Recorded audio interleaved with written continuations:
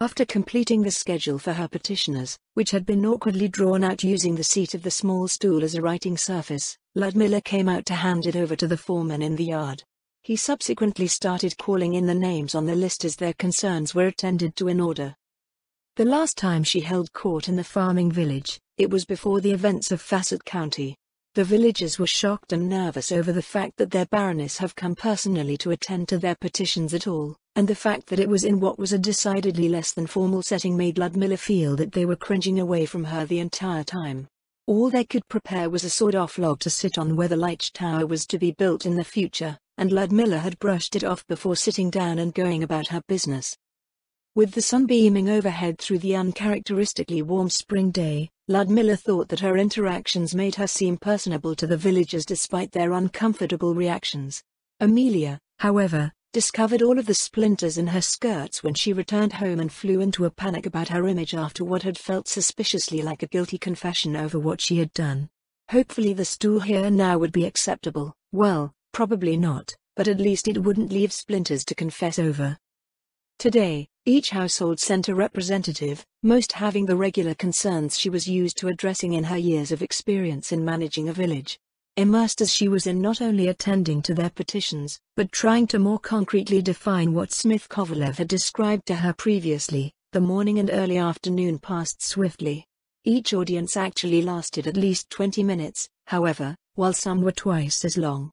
As she was settled into her familiar routines, it wasn't until the short figure of Morin Bohr appeared through the empty door frame that Ludmilla was reminded there was at least one irregular piece of business that required her attention. The strange, pale man was no longer pale at all. The long hours helping out his fellow villagers as well as his own work outdoors bestowed a dark tan that gave him a look much more in line with a person who labored outdoors. The way he carried himself was still mostly the same, however, so Ludmilla supposed that strangers might still offer him a wide berth if they could help it. "Good morning, Lady Zaradnik," he bowed too many times before straightening himself again. "Good morning, Mr. Bohr," she replied with a slight smile. "I hear that you have been instrumental in getting the other farmers accustomed to their work here." I'm not sure if I deserve so much credit," he shifted uncomfortably at her words. They were already quite curious after they settled themselves in, so what followed seemed a matter of course. "It's not as if I had to chase them around." "I see. Still, I think things might have been far worse if I was not lucky enough to have you come to my domain first. Were there any issues or improvements over the past few weeks that you would like to bring up?" Morin licked his lips and rubbed his beak-like nose, glancing about before he leaned slightly forward, as if he was preparing to convey some great secret. Rather than whispering, however, he spoke in a clear and entirely normal tone of voice. "Yes, actually," he said. "I've been watching the goings-on around the village carefully and I believe that we'll need more magic casters soon. This is something that I was planning on looking into eventually, but is there any particular reason you are bringing it up now?" How does one put it?" Morin frowned. "The thoughts are in my head, but I now find that articulating them is not something I'm so good at. My lady, you'll excuse me if I sound a bit strange?" "I would say that we are well past the point of being strange, Morin," Ludmilla replied. "Our life in the Sorceress Kingdom is far removed from what we were accustomed to in Riestais." "Why yes," he blinked several times, "I suppose that's true. Life in your domain is so peaceful that one tends to forget. None of the more usual hazards of life in Riestais exist here, that I've seen. No brigands, no crime, no fear of famine or plague. One day just very much flows into the next uneventfully. Well, almost, but even the demi-humans that showed up a few days ago seemed nothing more than an interesting topic for discussion." "Were you in the fields when it happened?" She straightened in her seat. "What did you see?" "I wasn't, no," Morin shook his head. "It was well into the evening so the entire village was, well, in the village. There were a few relaxing around the edge of the rise that saw what happened, though, apparently the demi-humans stepped out into the field where a pair of bone vultures raised the alarm and swooped down to intercept the intrusion. The bone vultures were destroyed shortly after, but a death knight arrived and scattered the demi-humans back into the forest." "Did anyone recognize what sort of demi-human it was?" "Every single one of the villagers here are from the inner territories," Morin replied, "so our knowledge of demi-humans doesn't go much beyond goblins and ogres. You're not familiar with what came, my lady? I saw the squire zombie made from the corpse, Ludmilla told him, and it was not a demi-human species from this part of the wilderness. The borders of the various tribes will change as the seasons pass, but it is usually the same ones fighting over the same territory with their boundaries shifting as a result. A completely unknown tribe arriving is rare, and I need to learn as much as I can if we have a new neighbor. Is that so? Morin said with a thoughtful look. Being a follower of the Six, I figured you wouldn't care beyond chasing them off or exterminating them. I feel I am getting that a lot these days. I meant no offense, my lady. He lowered his head several times in succession. It's just that followers of the Six have a notoriously zealous reputation. Have any of the migrants expressed such sentiments? Now that you mention it, no. Morin replied. There was very little in the way of a reaction when the demi-humans showed up the other day. I half expected them to grab their farming tools and dash off into the woods to chase after the rest. It seems that we are about as enigmatic and unknowable to you as those demi-humans beyond goblins and ogres, Ludmilla smirked. Anyways, you were talking about needing magic casters soon? I was? Oh, yes, magic casters. Morin cleared his throat. All right, I suppose it would go like this. The barony appears to have everything we need, but we do not have everything we need for when we have everything we need. Ludmilla glanced to Nonna, who was standing along the wall nearby. The elder lich seemed to shrug and offered nothing. And you believe that magic casters are the solution to this need? Why, yes, Morin replied. It just seems to be the way of things, does it not? Once populations become large enough, they develop a taste for the world that magic casters bring. Magical services, conjured goods, magic items that provide utility and convenience. Considering the remote nature of Warden's Vale, it would be prudent to have magic casters in residence rather than constantly rely on imports that are expensive, inconsistent and subject to the fees and tariffs that come with their delivery. Ludmilla frowned slightly. The flow of thoughts uncharacteristic for a farmer, even one that practiced some magic, stuck out like a sore thumb. Does this have something to do with the communications you have been receiving in the past few weeks? Ah, I recognize that sharp look from before. It was that obvious, huh?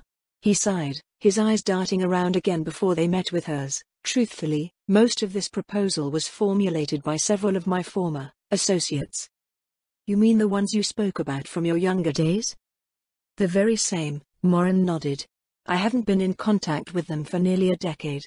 One of the ones in my village discovered that I did not return from Katsa and, on a whim, he sent me a message. After he discovered what I was up to, well, that was it. Morin chuckled nervously, seeming to recall some memory. Pulling out a cloth, he wiped the sweat off of his face before continuing. Anyways, I guess there's no beating around the bush with you, my lady, he said. Have you heard of Xenon? No. Morin was taken aback at her prompt answer. He scratched his cheek as his gaze turned inward. Gem, usually people at least recognize the name, if not precisely what they are. I suppose being out on the frontier, it's not really a concern, there's little reason for them to appear here. Plainly put, Xenon is a secret society that primarily delves into necromancy. Due to certain past events, they are generally unwelcome in human lands and operate as an underground organization for the most part. What did they do? Oh, a few things here and there. Morin fidgeted with a damp cloth in his hands. The membership is quite varied and widespread, so there is little regulation. Each group is basically independent of the others, and I don't even know anyone who has the slightest clue who the leaders are. More famously, the most extreme groups of Xenon have plotted against entire cities in the past in their pursuit of necromantic knowledge. So, in this pursuit of necromantic knowledge, they desire to migrate to the Sorceress Kingdom. Yes, that would be the short version, my lady. Memories of her first discussion with Morin about this organization of necromancers arose in her mind. She recalled the fact that they had indeed tried something in Irantal sometime last year. His mention of the event was later confirmed by the story of darkness, as told by various people in the city. Do they understand that the Sorceress Kingdom upholds the rule of law, and that they still can't run amok doing whatever they wish, even if there are undead all over the place? Oh, I immediately made sure that they understood this, Morin said. Still, they wish to come. I think I'm in contact with 7 or 8 of them at last counting. Do you know what happens if you receive several message spells at once? Not specifically, no. Neither do I, and I don't wish to find out, he laughed weakly. Anyways, all they want is a chance to prove that they can fit in here. Many are tired of hiding, in fear of being shunned, or arrested or killed for what they've invested their lives into. The fact that necromancy is embraced in the Sorcerer's Kingdom, that the nation itself is ruled by the most powerful undead being in the known history of the world, makes it nothing short of a beacon of hope to them. Should they not just move into Iranthal then? Ludmilla said. There are few barriers to entry that I know of. Well, they are a secret society, so they're naturally cautious given their less than friendly reception elsewhere. It's unlikely that any of their senior members are a part of this group. It's more likely that the first that arrive will be used as a canary of sorts. As such, they've chosen to come to a place where someone they know dwells to see how things go. If they manage to integrate without major incidents, word will spread and it is almost certain that more will come. The thoughts presented sounded reasonable.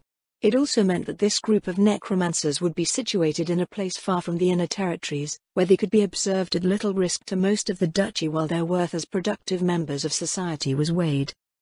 I suppose that seems prudent from their perspective, Ludmilla said. If their goal is integration, what do they plan on offering to my domain? Yes, that's where their collective proposal would come in, Morin answered. Aside from the few combat specialists that become adventurers or take more militant paths, most casters learn at least a few useful spells and various skills as a means to provide them with an income while they pursue their long-term goals. Many have noted that, since you are effectively building your domain from the ground up, there is a rare opportunity to establish a community of mages with a strong representation relative to the general population. Elsewhere, both their special needs and contributions may be ignored and drowned out by mundane perceptions, just like how magic is treated by Riestais despite all that it does for the people. It's something that they would have never considered possible of a noble of Riestais previously, my lady, but, after seeing how you are advancing with the development of your domain so far, I believe you possess the vision to create this, not to mention ample land and resources. There are many possibilities that come with a large population of magic casters. In addition to helping service the wear and tear experienced by undead servitors, they also offer those means that earn their livelihoods. They can conjure goods such as paper and spices, scribe scrolls for all sorts of spells useful in daily life, and assist with the day-to-day operations of the fief with their magic. Some of them are even capable of enchanting and will sell what magic items they are capable of creating at the markets here. As the community grows and its members improve, so, too, will the potential for magical industries. Ludmilla examined the points she jotted down throughout the proposal. Barring the stigma that accompanied the organization these mages were from, she thought that it was an extraordinarily attractive offer. As things were, the availability of magic casters was essentially nil due to the demand for them in the city and inner territories. If Morin's associates adhered to the order of the realm, she could not see any reason why she should refuse them. Did they make any specific demands? She asked. Demands? Morin looked up at her worriedly. No, they wouldn't even dare lest it result in their ejection. If you're referring to what they need for their work, that would be up to what each individual member does. To be safe, I would say a modest workspace and accommodations, if it isn't too much trouble. In the future, you can confer with them directly for anything greater. What about their families? You would allow them this? Of course. Ludmilla wondered why it was even a question. They would just be professional laborers in the domain.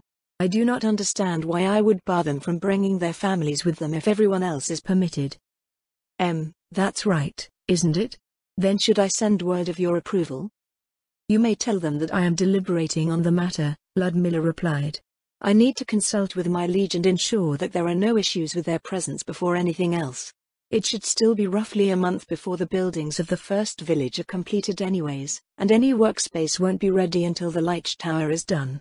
There are new regulations concerning the development of magic and magical devices, so any related work needs to be in a secured space. We'll be making alterations to the light towers to facilitate that. I understand, my lady, Morin said. I'm sure they'll be relieved that they weren't rejected outright, and ecstatic that you'd be so accommodating. Oh, and one more thing, she asked. Are they able to teach magic? I don't see why not, Morin answered. As long as the student is capable of wielding magic. They even taught a poor farmer boy like me, after all. With their discussion concluded, Morin bobbed his head again several times as he backed away and out of the door. Ludmilla turned to Nonna, who had stood by silently throughout the audience. What do you think of this proposal, Nonna? Ludmilla asked. Did he bring up any similar topics with you while I was away? No, he did not, Nonna answered. He has outlined the potential benefits of his proposal clearly in your discourse, however.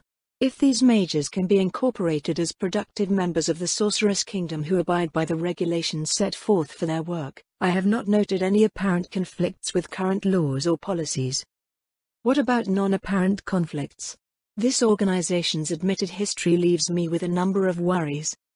They are from beyond the realm, and subject to the incomprehensible behaviors that you humans display. Understanding this, it stands to reason that anything could happen. The uncertain answer was not very encouraging. Morinbor presented his associates as a persecuted and weary community seeking sanctuary in exchange for a number of substantial benefits, but the sheer attractiveness of their offer made her more than a bit wary. The Sorceress Kingdom was supposed to be a nation where its people could find security, harmony and prosperity, but how far could they extend this offer? Her initial openness to the proposal was tempered by the fact that she was someone who was desperate for migrants and skilled labor so she could develop advanced industries, and Morin's associates appeared to have targeted this precisely. What if their proposal just set the stage for some other, nefarious plan? There was also the idea that the Sorceress Kingdom might come to be seen as a haven for international criminals. It was something she would have to watch very closely. Yes, anything could happen, Ludmilla muttered. Seeing that they're so invested in necromancy, maybe they might spend all their time trying to touch you? The endless scrawling of Nonna's pen stopped, and the elder lich looked up from her work to stare at her. It was just a joke, Ludmilla said lightly. Mages don't do strange things like that, do they? Nonna remained silent and Ludmilla shifted uncomfortably. Surely they didn't. Ludmilla cleared her throat before shifting to a related topic. Speaking of the things that mages do, she said, there are many elder liches being utilized as administrators throughout the realm. The current demand for magic casters has not been alleviated by the availability of them. Why is this? Our repertoire of spells is structured for combat purposes, Nonna replied. The current shortfalls stem from the demand for utility magic in the citizens' daily lives, as well as the fashioning of various magic items for civilian purposes. Lady Shiltir appears to have magic items in abundance, Ludmilla noted, so it should mean there is some sort of industry that produces them elsewhere in the Sorceress Kingdom. The means by which we produce magical equipment are unsuited for this place, Nonna answered, nor does it produce any items of relevant common interest. For this reason, local methods are being employed. I see. Have there been any projections made by the administration in regards to this industry? Is it worth pursuing here, or is it only a temporary issue due to the recent changes in the region? The projections from the central administration have determined it will be an ongoing issue for the indeterminate future.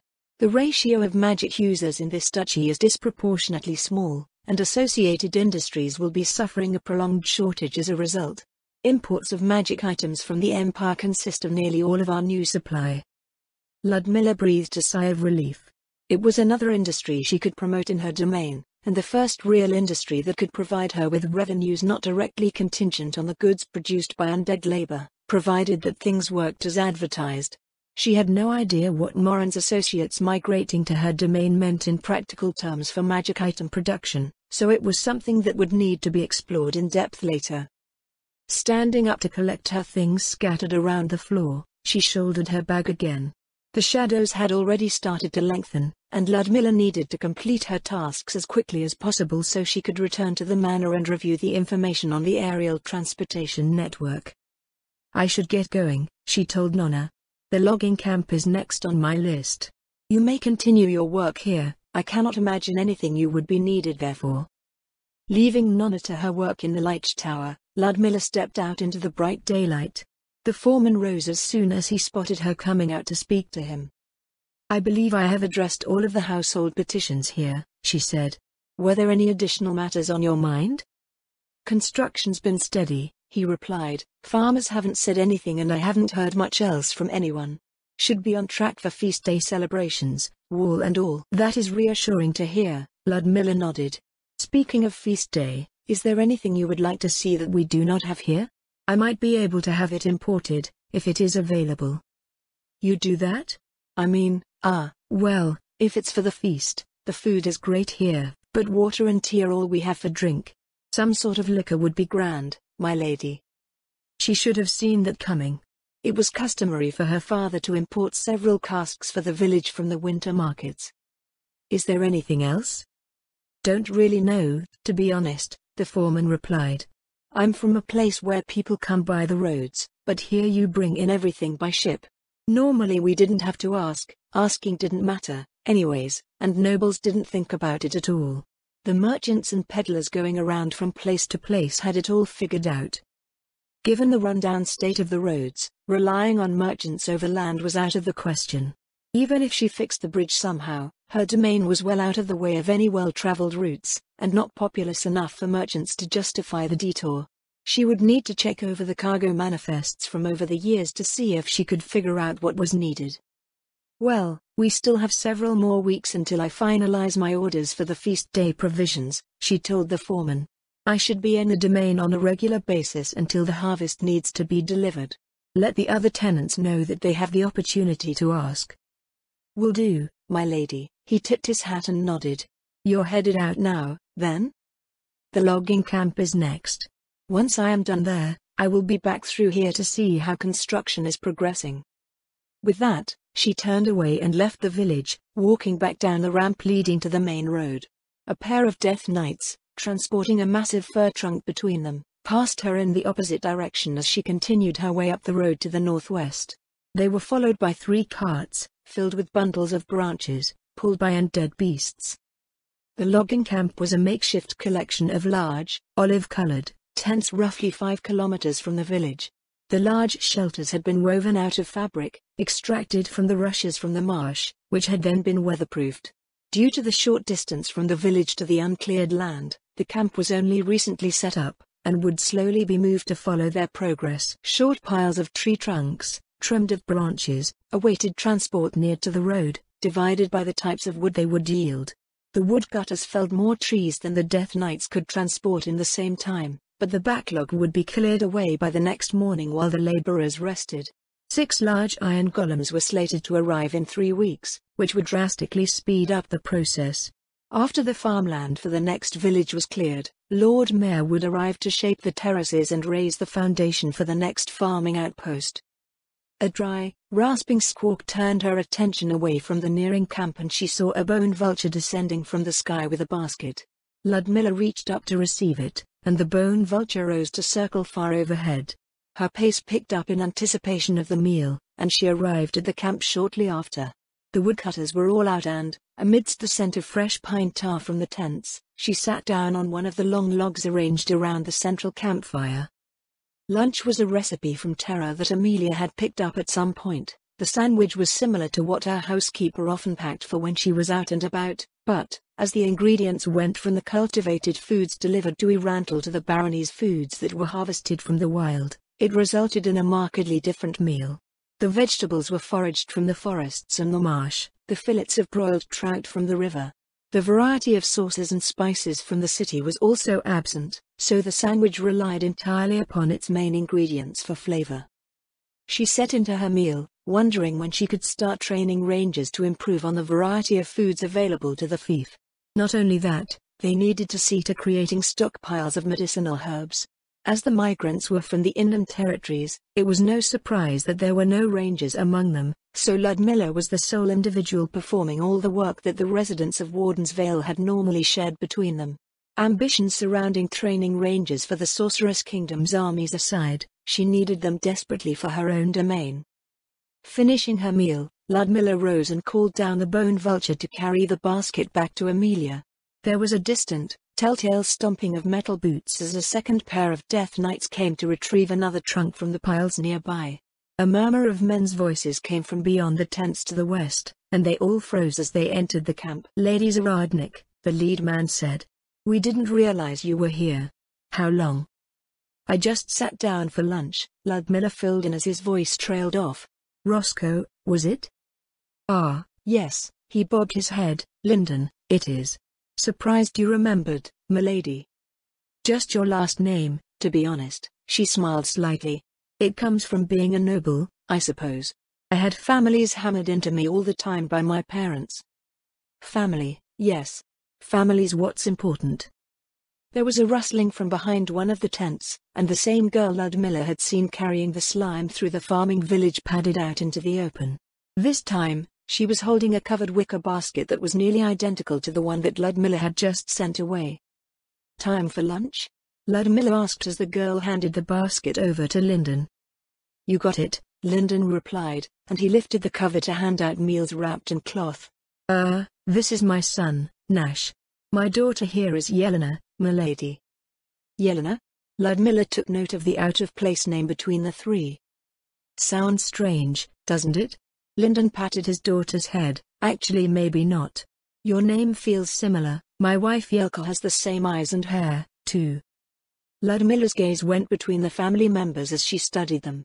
Nash clearly took after his father, and, if Yelena took after her mother, it was possible that she shared the same ancestry as the people of Wardensvale that Andrzej Zarodnik had gathered around him. That is quite interesting, actually, she mused. Yelena seems quite adventurous as well. I saw her with a slime she found from somewhere outside the village. She is, Lyndon agreed, and she gives us scares all the time too. Was more curious than afraid coming off of the boat, and she wandered all over the place after moving in. Certainly doesn't take after us. Maybe it's a tell of the blood, like the teachings of the Six say. The teachings Lyndon referred to concern the strength of bloodlines passed down through familial lineages. It was one of the tenets of the faith, the same tenets that encouraged its members to take strong, talented partners in an effort to ensure that humanity slowly became stronger from generation to generation. Though it was not specifically mentioned in the scriptures of the six great gods as Lyndon had claimed, Tales of the Blood was a cultural idea, referred to in differing forms, depending on where one was, that was widespread amongst the faithful. It referred to a stark contrast in an individual relative to the other members of their family. Whether it manifested as more pronounced traits from one's bloodline or something rare and unexpected, those attributed with this label had strength and skill beyond ordinary humans, often with personality born on a spirit to match. They were the crystallization of generation after generation following the doctrines of the faith, a precious jewel that would become the pride of a family, proof that their perseverance had been rewarded. Looking back to Lyndon, Ludmilla realized that the woodcutter was appealing to her for help. There was no priest in her domain to consult with, and he had no idea what to do with the budding blossom that had blessed his humble household. Duty to one's subjects came in many forms. Ensuring that these rare individuals did not go to waste was perhaps the most prominent one to followers of the six great gods. Ludmilla looked Lyndon in the eye. Will both your children be following you in your trade? She asked. That's, Nash is taken to it. He's got it in him to continue my trade. Yelena doesn't like that we're clearing the forest though. How old are they? Nash is 14, Yelena's 12. Have they received any schooling? Can they read and write? Me and my wife can't write or read, milady. Lyndon's gaze turned downwards.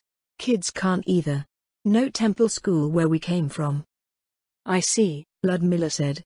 Every village here will have a school, so every child in my domain will learn how to read, write and work with numbers.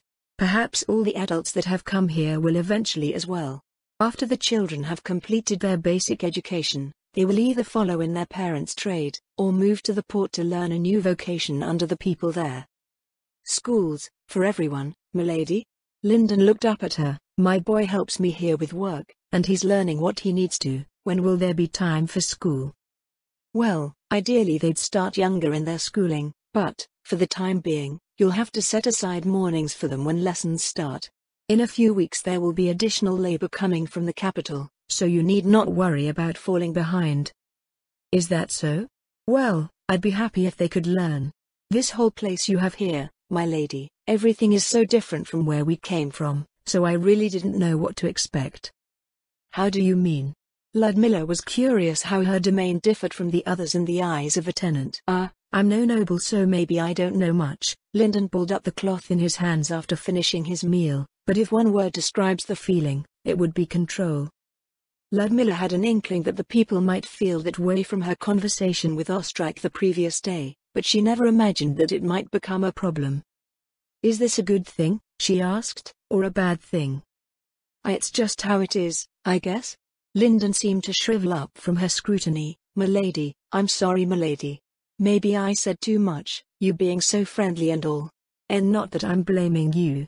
Never had a noble talk to me so much before, never even seen one till I got here, actually.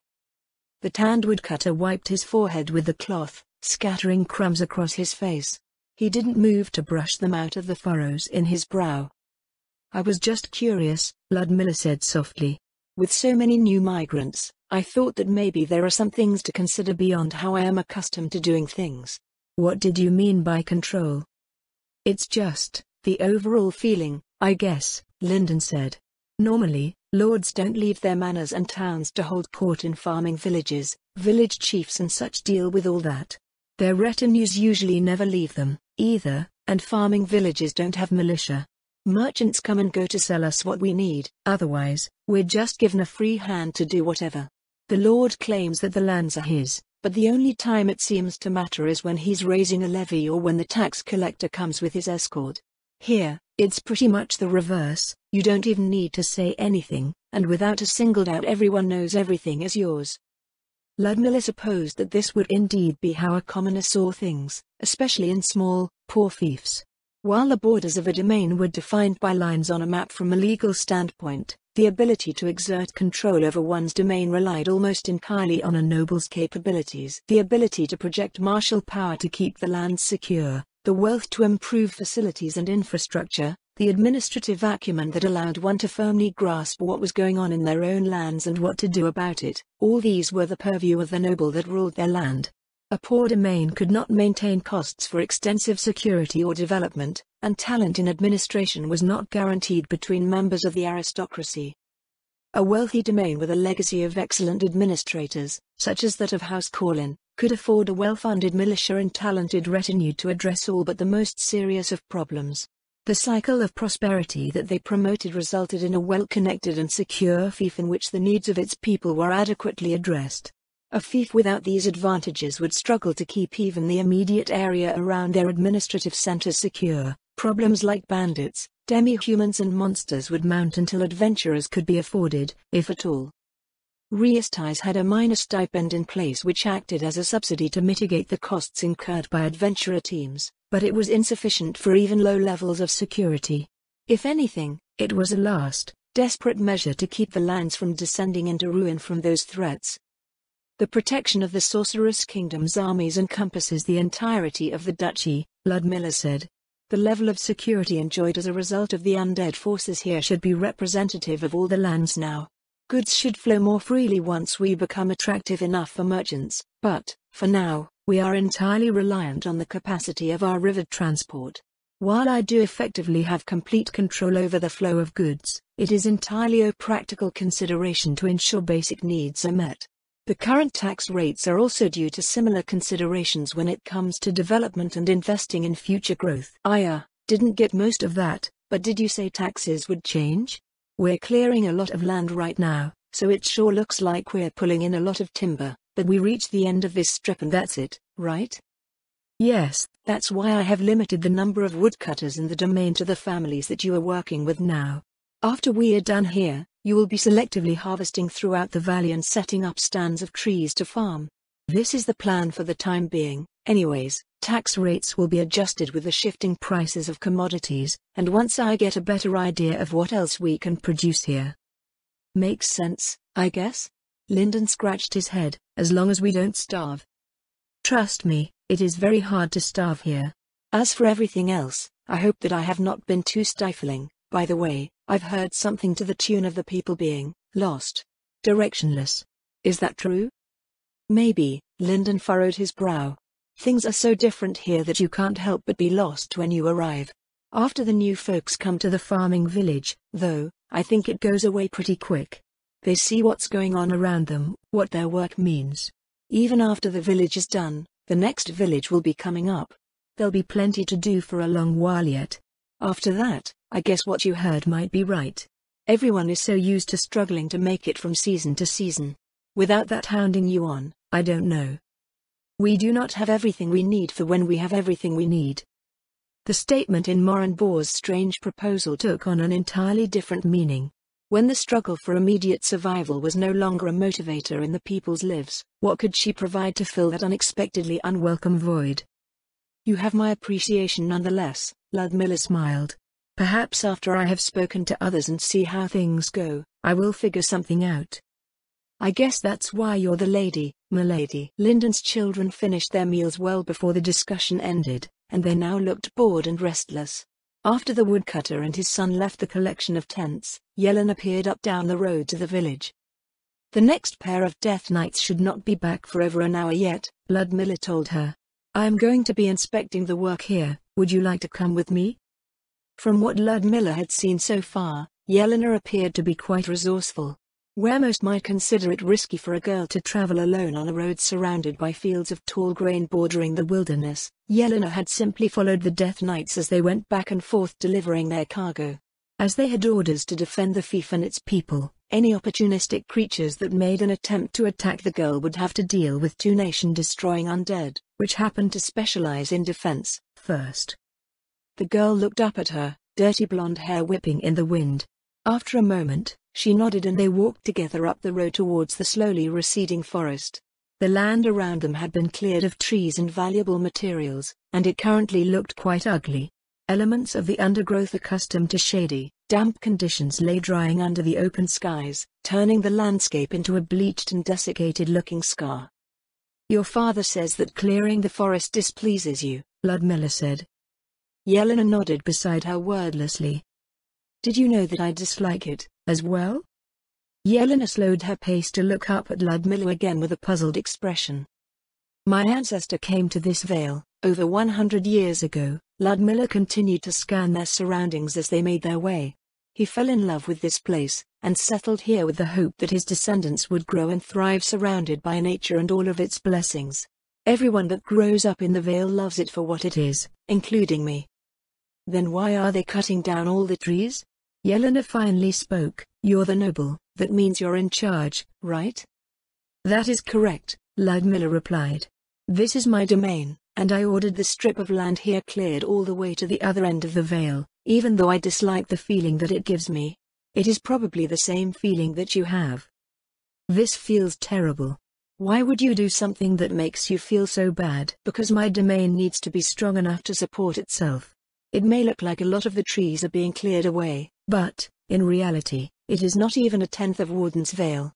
By developing this land, I will be able to feed the people that come here and pay for the upkeep of the undead. In this manner, we will be strong enough to protect the rest of the land that remains untouched. That is the law of nature, a rule of our world. If you wish to protect what you hold dear, you must be strong enough to overcome all the adversaries that would try to steal it away from you. The strong survive, the weak perish. Do you understand?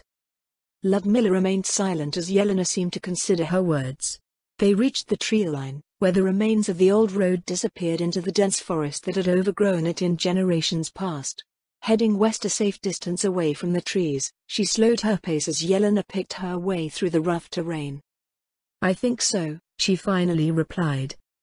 Do you know what you want to be when you come of age, Yelena? Yelena shook her head. Well, if you love nature and get along with the forest creatures, what about becoming a ranger like me? Yelena stopped and looked up at Ludmilla again. You don't look like a ranger, she said. You look like a fancy lady. There is no rule that says rangers cannot look like fancy ladies, Ludmilla let out a laugh. I suppose your idea of a ranger is an adventurer with a bow or something like that? They're not? Well, they can be that, Ludmilla admitted. I am registered as an adventurer, but my duties as a noble take priority. I can use a bow, but I can use other weapons too. Demi-human rangers can use slings or even just throw rocks. They can use their claws, teeth and other parts of their bodies as well as I can wield a spear, if not better. Being able to fight, however, is only a part of being a ranger. If anything, Fighting is the least of what we do out of everything. Most of my work as a ranger can be done even while wearing this fancy lady dress of mine." "Then, what do you do?" Yelena asked. "Rangers are masters of the lands that they watch over and protect," Ludmilla answered. "In the marshes, forests, hills and mountains, the rangers of Warden's Vale are raised and trained to be as comfortable in the outdoors as they are in their own homes, because the outdoors is our home. You may find rangers anywhere, from deserts to oceans to caves. I have even heard of rangers becoming denizens of vast cities, which are whole environments of their own. We are experts at survival, tracking and navigating the lands, familiar to them in ways unachievable by any other. We can even get along with the creatures within them that others would consider too savage to befriend. Rangers understand the nature of things and, with this understanding, we view the world through a lens that many others may not even consider. We think and act in ways that may seem incomprehensible to everyone else in our efforts to promote natural balance.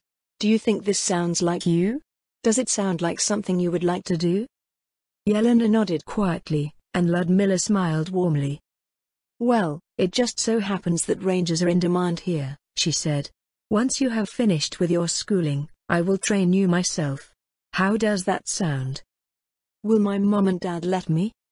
"Your father keeps looking this way, so how about we ask him right now?" They completed their trek to where Lyndon and Nash had resumed their work. Two skeleton laborers were working a crosscut saw through a pine tree that towered at least 50 meters above them. Lyndon walked out to meet Ludmilla and Yelena where they were standing out at a distance, while Nash remained to supervise the work. The other teams were further along the edge of the trees. A single Death Knight stood watch over them from nearby while a pair of bone vultures soared overhead. "I spoke with Yelena," Ludmilla answered the unasked question on Lyndon's face. "She told me she would like to train as a ranger." "A ranger?" His expression froze. "Why, you mean like an adventurer?" "There are several avenues that a ranger may pursue," Ludmilla replied. "For the time being, she will be serving in Warden's Vale until she has received sufficient training. After that, it will depend on the needs of the fief." "But how will she train? I didn't know there were any rangers here." Ludmilla held the frown forming on her face at bay as she pointed to herself. "Eh? You're a ranger? I thought you were a noble, milady." "I am beginning to think that I have all sorts of preconceptions attached to me," Ludmilla muttered. "I am a noble and a ranger. House Zaradnik was founded by an adamantite ranger, and all of his descendants were rangers as well." "Beg your pardon, milady," Lyndon lowered his head. "If she's to be a ranger, does that mean she'll be fighting?" "You will be learning what a ranger does through her eventually, some of it you may even find familiar. As for fighting, yes, I will make sure she is trained for combat. She already shows clear aptitudes as a ranger. If she is truly exhibiting tells of the blood as you suspect, she will be strong. But that is only something that we can discover with time." "Of course," Lyndon said. "Will you be taking her away with you?" "Not right away," Ludmilla replied. "She has to finish her schooling first. After that, she will move to the harbor for training. You will have plenty of opportunities to visit each other. The harbor is not so distant, and her training will see her all over the domain, including your village." "I see. That's a relief." "It's all a relief. Thank you, milady, for taking care of my girl. For everything, really." A tear trickled down Lyndon's cheek and Ludmilla frowned. She did not think it was something that was enough to cry over, though she supposed that she didn't really know how long Yelena's family had agonized over the matter. The woodcutter wiped the moisture away and scrubbed his nose, standing awkwardly in front of her for a few seconds before clearing his throat and speaking again. "You're a good lord, lady, Baroness. Truly." "I only did my duty, Lyndon. Any liege would." Ludmilla abruptly fell silent at her own words. Though it was something she had fervently believed all of her life, recent events had definitively proven that not every noble took the same approach to their duties, or even upheld them at all. Before she could think of a better way to frame her response, Lyndon spoke again. "I was thinking back on what I said over lunch when you asked me those questions," he said. "I said it's simple, and after working for a bit it really sunk in just how rare this is. A place that's safe for our families, where we ain't scared for food or our lives, where the people don't look down on you for worshipping the six.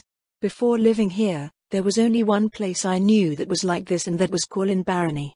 That was where we were hoping to go, where all the other folks at the guild and the temple wanted to go, before the priest suggested we come here instead.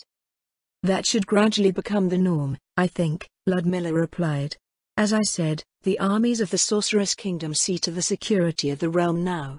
Undead labor and magical assistants are improving productivity across the realm substantially. Even the faith of the Six is growing, so more and more of the citizens will come to see things our way. That may be so, Lyndon said. I mean, if Milady says so, it's probably true, but that's not everything. I used a word back there, control, and I think I didn't quite put it the right way to you. I talked about how strange it was, how it was the opposite of what we were used to, how the places we came from before mostly left us to ourselves. What you said after, I think I should try again. Lyndon looked down as he shifted his weight and was silent for several moments, then he faced her to speak further. When new folks arrive, it is strange here, it's like nothing we've seen before, nothing we're used to. It makes a man feel lost, unsure about everything, at least for a while. That's how most of the villagers are right now. They got that sort of empty, lost look to 'em, but that'll pass. Now I can't speak for the people working out in the port, but the rest of us don't stay that way for long. I said that, without a doubt, everyone knows everything is yours, but I didn't mean to make it sound like you were some sort of iron-fisted tyrant. Maybe instead of control, I should have used order. Now I'm just a woodcutter, so I don't have many fancy words to tell things, but even a guy like me has eyes to notice what goes on around them. It's like we can see your hand moving over the land, your words and will becoming reality before our very eyes. Where we came from, that hand that only appeared to take away our men for the levy, or our livelihoods for taxes, leaving us with aching hearts and hungry bellies. It never gave us anything in return, leaving us to the wolves and bandits and monsters. I said it was the opposite here, and I mean it. Here, we see that hand every day. Instead of only appearing to take away, it gives to us first. Everywhere we look, we see it gesturing, pointing. Here are the homes you'll sleep in. Here's the village you'll raise your families in. Here are the walls that will shelter you. We look to the fields and see how there's so much food coming that we could never even hope to eat even a small part of it. The death knights tromping around and those bony buzzards flying overhead, making sure nothing comes in and gets us. We see the sail of your boat going up and down the river, and the shipments coming in without fail, even that dry old Granny Lich making sure everything's working proper. It's like you're saying that you haven't forgotten us, even if you're not there with us. I see, Ludmilla said softly. Thank you, Lyndon. The idea that the people will eventually see things that way is a great relief. Oh, there's one last thing, the woodcutter said. I guess after all that maybe I should have used it from the start to describe how I felt. What's that? It is a word you use. I hear it all the time, whether from you directly, or something that's read to us. Tenant. Because that's what you are? Ludmilla furrowed her brow in confusion. We are, he agreed. And more's the point. Where we come from, the Lord and his men, even the merchants, they all call us peasants. The city folk, too. When we came to Erantle and holed up in whatever cheap place we could afford, they had half a look and said the same. Even though we're all freedmen just like them. Even a simple man like me understands that words have power, names have power, they change the way people see things and think. Now I know it's true that tenants that cultivate the land like us are peasants, but peasant means something else to the people that throw that word around. Peasants like something you stick in a bucket, along with the night soil and rotting garbage that you want to throw out quick. It's a word that tells you that you're below, like serfs and chattel. You hear it from anyone and it already tells you that, in their hearts, they've dug a ditch to throw you in, or built a wall to keep you out. Tenant means you're a freedman under a lord, that there's a deal between the two of you, labor and rent for land and protection. Duty and obligation. Lords with all the land and power can break that deal whenever they want, and all we common folk can do is keep our heads down and try to keep our families alive, or try to move somewhere else if we can, if the Lord don't try and bully us into staying. Maybe that's why they started using peasant, because they saw us as powerless nothings, that they can do whatever they want, and leave us to our fates. Whether a noble uses tenant or peasant is the difference between heaven and hell. It tells you whether they'll try and keep up their end of our deal if they can, even when times get hard. Here, in your lands, we see you doing that every single day. Pa. Nash's voice drifted out from the edge of the trees. This one's ready to go down. Lyndon turned his attention towards his son, making an exaggerated gesture of some sort. Anyways, he said as he turned back to speak to her, that was about half a year's worth of words. So back to work. Don't let my wife know I talked your ear off like that, she'll probably strangle me.